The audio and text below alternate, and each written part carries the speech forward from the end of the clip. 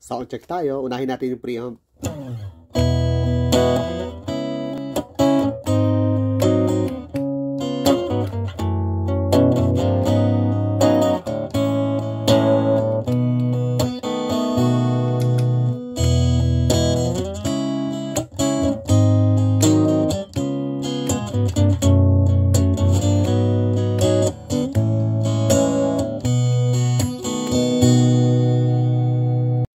Ngayon naman itong reverb testing natin ha.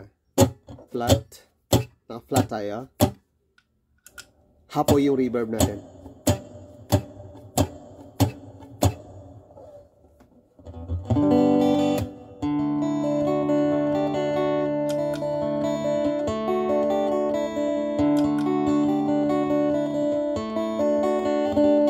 With preamp.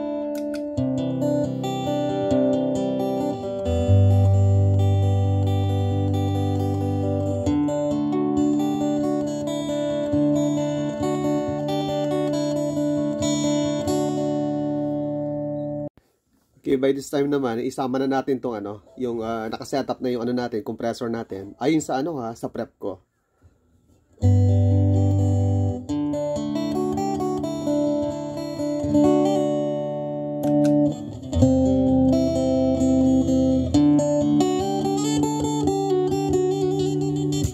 Ang pagkakaiba niya lang guys, nagkaroon siya ng bite. Medyo tumapang siya, tsaka parang naging tight yung tunog niya. Yan lang, bahala na kayo sa setup ng ng mga knobs nyo, kung paano nyo gagamitin. By the way guys, ito yung ginamit ko kaninang audio. Yan, naka-flat lang tayo sa EQ. Bali, ito lang ginamit natin kanina sa sa trimming. Yan. Tapos meron na rin siyang headphone para pwede nyo ma-monitor just in case lang na gusto nyo sumipra. Kung gusto nyo kunin yung tunog, ito siya. Oh, kaya okay siya. Medyo mabigat. Tsaka itong SLG naman yung ginamit kong gitara kanina. Pang sound check natin. Yan, thank you guys.